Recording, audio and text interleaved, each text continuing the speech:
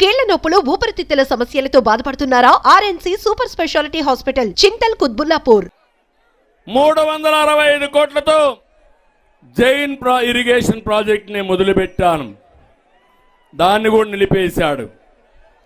నేను అడుగుతున్నా, అది ఆ ప్రాజెక్ట్ వచ్చుంటే మైక్రో ఇరిగేషన్ లో మంచి ప్రాజెక్ట్ అయ్యేది. నేనున్నప్పుడు రాయలసీమకి ఈ కరువు ప్రాంతాలకి 90% సబ్సిడీతో డ్రిప్ ఇరిగేషన్ ఇచ్చారు. ఈరోజు ఉందా తమ్ముళ్ళు అని మిమ్మల్ని అడుగుతున్నా. మళ్ళీ హామీ ఇస్తున్నా, ఇప్పుడే శ్యాంబాబు అడిగినట్టు మళ్ళీ 90%తో డ్రిప్ ఇరిగేషన్ ఇచ్చే, సబ్సిడీతో డ్రిప్ ఇరిగేషన్ ఇచ్చే బాధ్యత నాదని మా రాయలసీమ ప్రజలందరికీ తెలియజేస్తున్నా. నందికొట్కూరులో మెగా సీడ్ పార్క్ తీసుకొచ్చాం 650 కోట్లతో. అది కూడా పోయే పరిస్థితి వచ్చింది. కర్నూలులో మీరు ఒకసారి చూస్తే నేనే ఆ రోజు ఎయిర్పోర్ట్ ఉండాలి, కర్నూలు జిల్లా అభివృద్ధి కావాలని 90 కోట్ల రూపాయలతో 18 నెలల్లో ఎయిర్పోర్ట్ కూడా కట్టాం.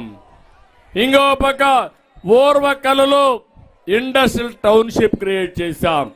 ఆ రోజు నేను ఒకటే చెప్పాను, కర్నూలుని అభివృద్ధి చేయడం కోసం హైకోర్టు బెంచ్ కూడా ఇక్కడ పెడతానని చెప్పిన పార్టీ తెలుగుదేశం పార్టీ. ఇతను వచ్చి మాయ మాటలు చెప్పాడు, ఏది పెట్టే పరిస్థితి లేదు. మళ్ళీ హామీ ఇస్తున్నా, కర్నూలులో హైకోర్టు బెంచ్ పెట్టే బాధ్యత తెలుగుదేశం పార్టీ తీసుకుంటామని చెప్పి కూడా నేను మీకు తెలియజేస్తున్నా. ఈరోజు ఇక్కడ నేను చూస్తున్నాను, విండ్ ఎనర్జీ, గాలితో కరెంటు తీయడం. ఈ కర్నూలు జిల్లాని సోలార్ గాని విండ్ ఎనర్జీ గాని చేసి మీకు ఎలాంటి ఇబ్బందులు లేకుండా చేయాలని, కరెంటు ఛార్జీలు తగ్గించాలని ఆలోచించాను. నేను ఈరోజు అడుగుతున్నా మిమ్మల్ని, ఈ ముఖ్యమంత్రి చెప్పింది కరెంటు ఛార్జీలు తగ్గిస్తానని చెప్పాడు, తగ్గించాడా తమ్ముళ్ళు అని మిమ్మల్ని అడుగుతున్నా. 9 సార్లు పెంచాడు, అవునా కాదా అని మిమ్మల్ని అడుగుతున్నా. ఒకప్పుడు 200 రూపాయలు కరెంటు ఛార్జీ, ఇప్పుడు ఎంత ఉందా అని మిమ్మల్ని అడుగుతున్నా. 1000 రూపాయలు అవునా కాదా అని మిమ్మల్ని అడుగుతున్నా. అంటే ఇష్టానుసారంగా కరెంటు ఛార్జీలు పెంచి అవినీతికి పాల్పడి మిమ్మల్ని అందరినీ దగా చేసే పరిస్థితికి వచ్చాడు. మళ్ళీ హామీ ఇస్తున్నా, కరెంటు ఛార్జీలు పెంచకుండా నాణ్యమైన కరెంటును మీకు ఇచ్చే బాధ్యత తెలుగుదేశం పార్టీ తీసుకుంటామని మీ అందరికీ హామీ ఇస్తున్నా. ఇంకో పక్క ఈ కర్నూలు జిల్లాలో సోలార్ విండ్ కరెంటు తయారు చేస్తాం, పంప్డ్ ఎనర్జీ కూడా పెడతాం. సబ్ స్టేషన్ వారిగా కరెంటు తయారు చేసుకుని అక్కడనే సమర్థవంతంగా ఎంత కరెంటు వినియోగానికి కావాలనో ఇచ్చే బాధ్యత తెలుగుదేశం పార్టీ తీసుకుంటామని కూడా మీకు హామీ ఇస్తున్నా.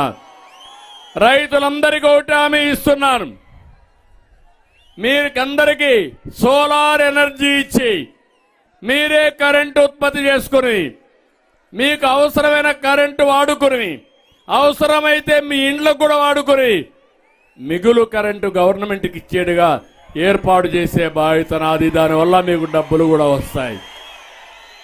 ఇది అసాధ్యమేం కాదు, ఇది సాధ్యం.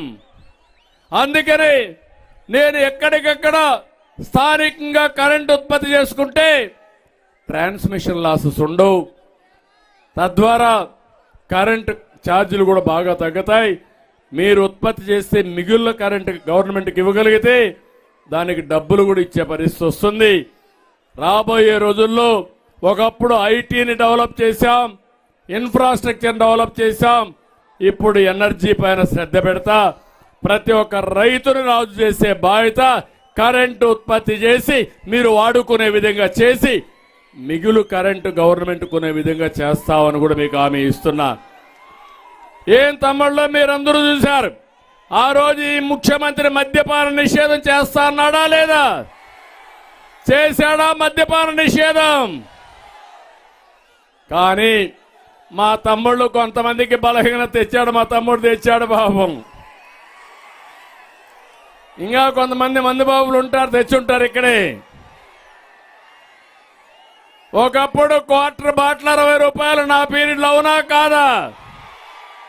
ఇప్పుడు ఎంత అమ్ముతున్నారు? అది కూడా నాసిరకం, అవునా కాదా? కర్ణాటకలో ఆ బ్రాండ్ ఉందా? తెలంగాణలో ఈ బ్రాండ్లు ఉన్నాయా? ఇక్కడ మాత్రం జగన్ రెడ్డి బ్రాండ్లు ఉన్నాయా, అవునా కాదా అని మిమ్మల్ని అడుగుతున్నా. మద్యపాన నిషేధం పెడితేనే ఓటుకొస్తారని చెప్పాడా లేదా? మాట తప్పాడా లేదా? ఓటు అడిగే హక్కుందా ఈ ముఖ్యమంత్రికి? ఏం తమ్ముళ్ళు అందరూ సిద్ధంగా ఉన్నారా? నేను అడుగుతున్నా, 150 రూపాయలు ఎవరికి పోతుందా? డబ్బులు ఎవరికి పోతుంది? ఎవరికి పోతుంది? అంటే మీ రక్తాన్ని తాగే జలగా ఈ జగన్మోహన్ రెడ్డి. కోపం లేదా మీకని అడుగుతున్నా నేను. ఇప్పటికైనా మీలో ఒక ఆలోచన వచ్చిందా అని మిమ్మల్ని అడుగుతున్నా. మీ ఊర్లో ఇసుక ఉంది, ఏం తమ్ముళ్ళు మీకు దొరుకుతా ఉంది ఇసుక? నేనున్నప్పుడు ఉచితంగా ఇసుక ఇచ్చానా లేదా? ఇప్పుడు ఇసుక కూడా రెక్కలు వచ్చాయా లేదా?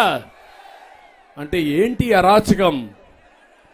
ఎమ్మెల్యేలంతా ఇసుక దొంగ వ్యాపారం, ఎక్కడ చూసినా ఇసుక వ్యాపారం చేసి కర్ణాటకకు బెంగళూరు పంపిస్తారు, హైదరాబాద్ పంపిస్తారు, కోట్ల రూపాయలు దోచేసే పరిస్థితికి వచ్చారు.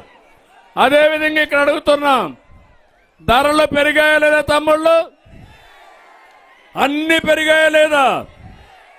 నిత్యావసర వస్తువుల ధరలు పెరిగాయి, ఆర్టీసీ రేట్లు పెరిగాయి, కరెంటు ఛార్జీలు పెరిగాయి, పన్నులు విపరీతంగా పెరిగి కడాన ఎంతవరకు పెరిగిపోయాయంటే చెత్త మీద కూడా పన్నులేసే పరిస్థితికి వచ్చారని చెప్పి కూడా నేను మీకు తెలియజేస్తున్నా.